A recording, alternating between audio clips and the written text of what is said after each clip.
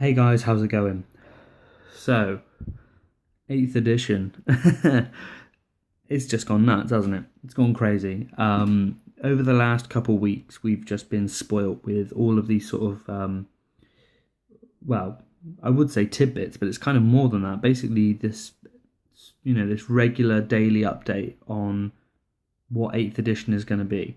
And that's looking at the rules, at the profiles of the way armies are going to be built, even the point system, psychers, the armies we collect, etc., etc. And G-Dubs have announced that by the end of this month, which is May, we are going to know when 8th edition comes out, when it drops. I'm putting my money on June, early June. I think I saw a date floating around, rumoured to be 8th of June. Whether this is true or not, who knows? Some people have very good sources, some people have less good sources. Could be a number, could be a date that is genuinely backed up by perhaps someone at GW saying a little bit too much to someone down the pub, or it could just be a number that someone picked out of a hat. But I think it will be June. I think that they're pretty aware, I'd say, at Games Workshop of how much they're stringing us along, and they want us to be excited and hyped, but you can only push that so far before people start getting a little bit disappointed. What you want to do is you want to get us all hyped up for, say, the first, say the month before it drops, and then you announce it near the end of that month and say, hey, in the first 2 weeks of, the next month, in this case June, you're going to see the new edition drop. Have fun. And that would be, great, because then, of course, we've had this month of build up, everyone's excited, new edition then drops basically straight away, and we all just get to go absolutely nuts, and their sales just skyrocket. Which I think they're kind of hoping it will, because to be fair, Games Workshop are a business, they do need to make money. So us buying stuff is what they want, it's good for everyone. We're going to continue getting, new stuff made and put out for us to, gobble up like hungry little bunnies, and they get to make more money, and it's sort of it's a perfect circle. So as far as my opinion on 8th goes, I really like the look of it. I think it looks, it certainly cuts out a lot of the mess and a lot of the clutter that was in the 7th edition rulebook.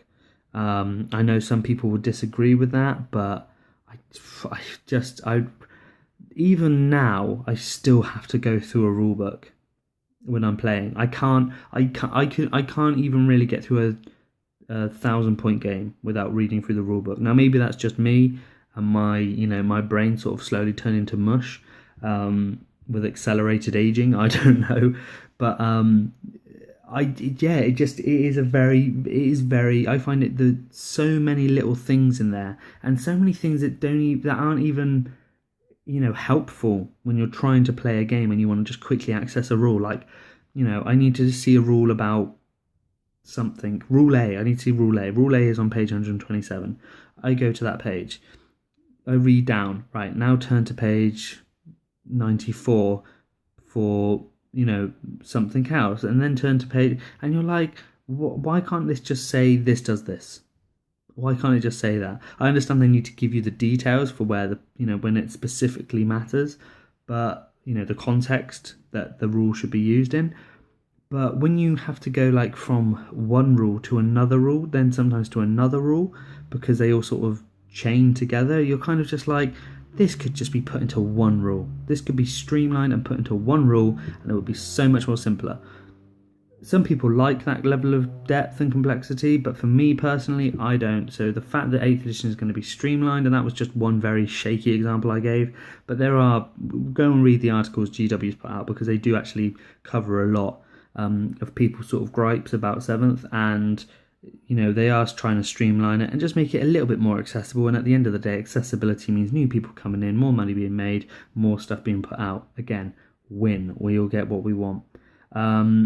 Of course, people are thinking this is going to be dumbing down of the game. Again, I totally get that, but you've got to understand, if this game stays perpetually at a minute to midnight with the rules the way they are and the way the game works, we're just going to see the game disappear. It's going to fade out.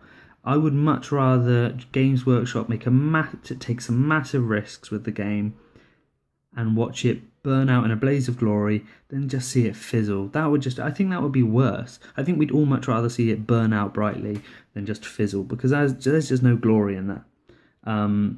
But I think Games Workshop know what they want. They've very much been pushing the fact that 8th has been almost entirely inspired by the community. The way they're marketing it is, this is the game for you, by you, from us.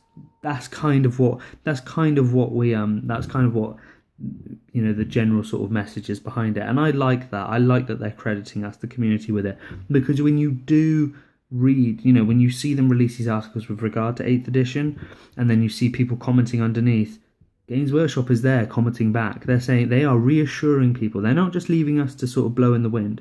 They are genuinely trying to make sure that every single person, any concerns they have, are met. They are dealt with. They are reassured. And that is just brilliant. That is good business. Making sure your customers are happy and not concerned, because concerned customer does not part with money as easily as a happy customer. I know this does sound like I'm sort of shilling out for Games Workshop. I have no affiliation, but this is just me trying to see the company that I love prosper, because I want them to carry on making great games. And I think that the fact that Games Workshop are coming to us and saying, listen, if anyone's got any concerns, just voice them and we'll try and reassure you. And then when you read their replies, they don't read like, the party line. They don't read like a statement put out by a PR rep. These sound like genuine responses from another hobbyist. One example was yesterday, and I'll talk about what happened yesterday in a minute. But so we had the Primaris Marines released. Big hoo-ha. The internet, the microcosm that is the 40k community, almost, went into meltdown, with one half, just like, this is the most amazing thing I've ever seen in my entire life. I'll sacrifice my firstborn to the dark gods to get my hands on it. And the other half going, I think you've single-handedly ruined 40k for everyone ever, past, present, and future. And then there were people in the middle going, yeah, they look pretty sweet. And so people were going, people were commenting going, are my Space Marines now redundant? I mean, to be fair, a lot of the answers were in the 3 articles they put out with it. If you didn't read those, you probably should, but to be fair, not everyone's got the time. So some people were leaving quick comments just saying, I feel like my army's been invalidated, please tell me I'm wrong. And Games Workshop was saying, listen, don't worry about it, you're good, your army's good, you're good, don't worry about it. You want to play them, play them. If you don't want to play them, don't play them. It's up to you. You can either play an entire force of Primaris Marines, or you can play a couple Primaris Marines with a pre-existing Space Marine army, or you can just not bother at all. They are genuinely trying to make sure that everyone who has any concerns are met, and that seems like, you compare this GW, to the barbecue chicken wings for breakfast, not a good idea. You compare this Games Workshop to 5 or 10 years ago, you would not have got this level of interaction. In fact, you would have got no interaction. And the fact that Games Workshop are taking risks and making sure their concerns are taken care of, that is, for me personally, just like, what? It makes me feel like I am now part of a hobby. I'm not just a customer being sold something. I hope that Games Workshop keeps this up. I would be a little bit disappointed that if after 8th drops and they then go all silent again, I would kind of feel like I've been taken advantage of, and this was just a ploy to make me sort of feel like I'm in with the big boys, and then it's kind of like, yeah, no, not really, on your way, peasant. I would be a little bit disappointed.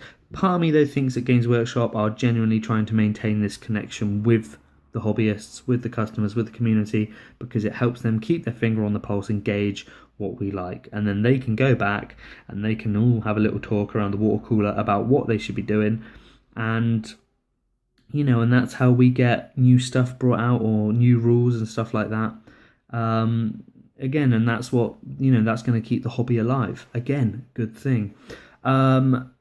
But with 8th in general, the idea seems to be about balance, about taking away all the stuff that gave people unfair advantages, kind of, well, listen, I'm going to be straightforward with you. Death Star's formations, 2 things that really got on my goat and just rubbed it up the wrong way.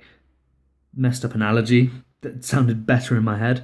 The the two things that got on my nerves were Death Stars and formations. It annoyed me. It annoyed me that there were certain races, not naming names, Eldar, Tau, Necrons, that had the ability to, and Space Marines. Let's not forget Space Marines. We had some pretty cheesy formations. The fact that you could just buy that, and I'm not arguing about people spending money on better stuff. Listen, everyone's got a different, everyone earns different amounts of money. That's not what I'm saying. What I'm saying though is that formations kind of inherently undermine the principle of the game, which was meant to be strategy.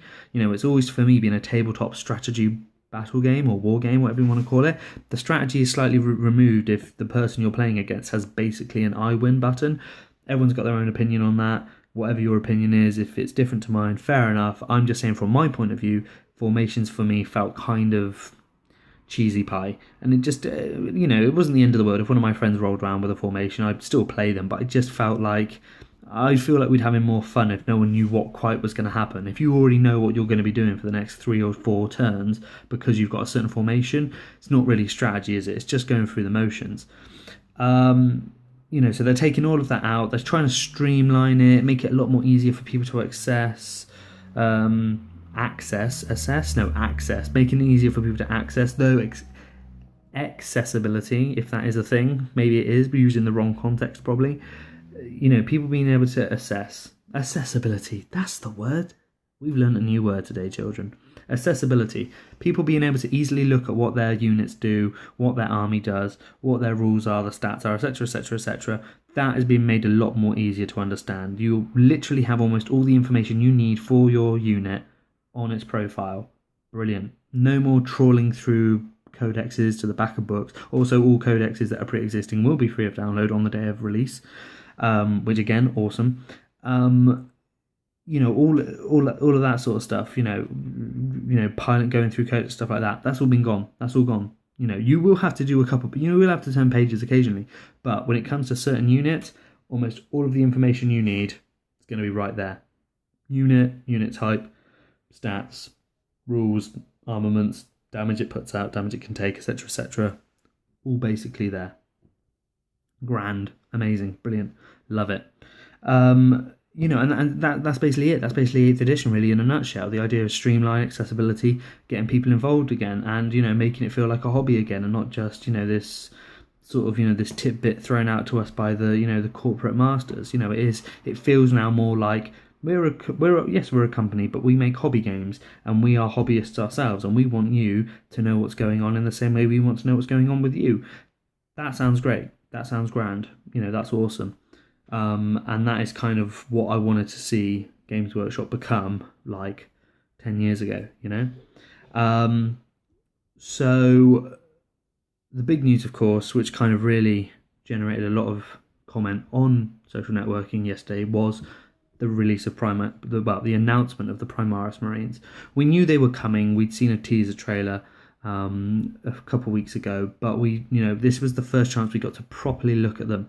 Now, for those of you who are eagle-eyed and played a bit of True Detective, you will have known about these probably. Well, you knew something was coming because there have been a couple pictures leaked online, or a couple pictures people have pulled out going, this picture of this picture they've got advertising 8th edition, and there's a picture of a bloke painting a Space Marine. That's not a regular Space Marine. And of course the internet then exploded with people going, it's just kit bashed, it's just used this and a bit of this, and people reckoning they could find out from various different third-party companies all the different bits, and some people going, I don't think Games Workshop are going to be advertising 8th edition with other company stuff.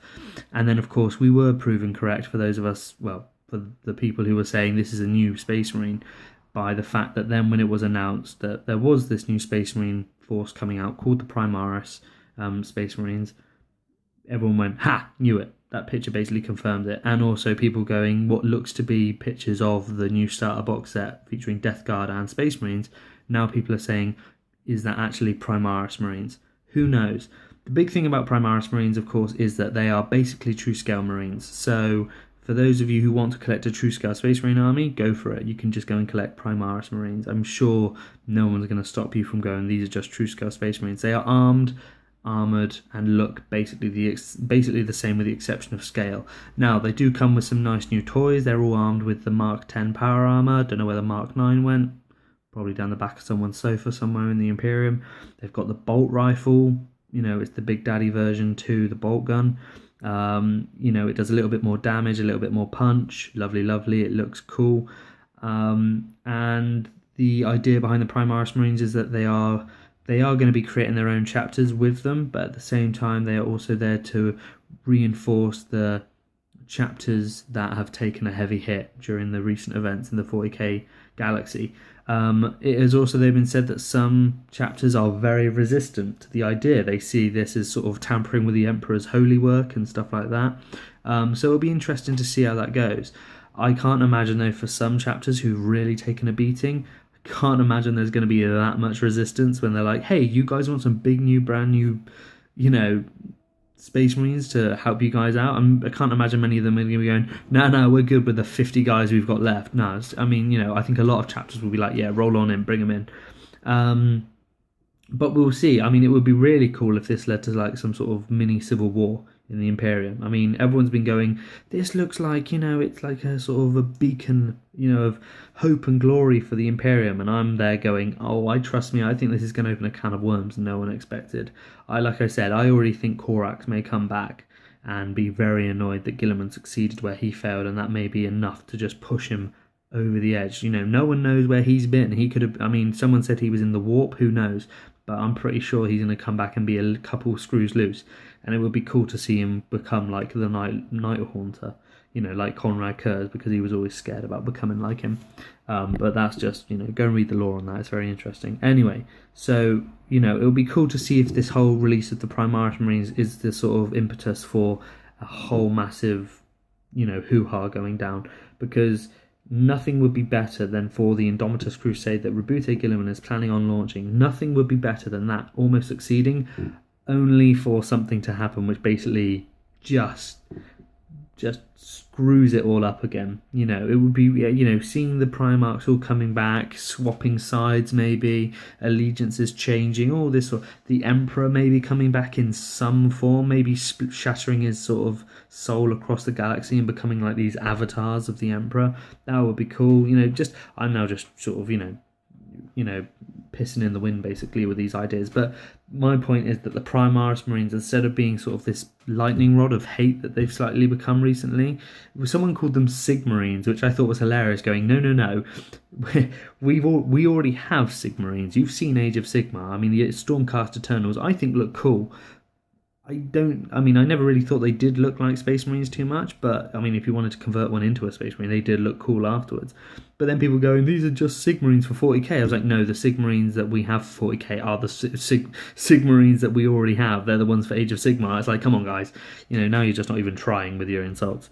I think they look cool, and I think they are going to be the focal point of a lot of stuff that's going to be going down in the 40k universe. And so that's sort of my thoughts on them. I don't really know how coherent that was as a video, but it was sort of more of a rant and a ramble. But hopefully you agree with some of it. Hopefully you don't agree with some of it. Naturally, the only way we're going to ever reach the best possible understanding is by discussing and debating. So if you don't agree, let me know why. If you do agree, hey, cool, we're in the club together. I just think, guys, that with 8th edition coming, with Primaris Marines being really announced and shown to us, I think we can all at least accept that Games Workshop is trying to finally be the sort of a company that is relevant again for us as hobbyists. There are a lot of companies that you go out there and you look at, and they have such great interaction with their customers. Games Workshop really needs to get on top of that as well. So guys, thank you very much for watching. Please comment and all that business. Stay safe, have a good one, and I will see you again for another video very shortly, talking about something else. I now need to go to the loo because I've been sat here for a long time. Take it easy, guys. Catch you later. Bye-bye.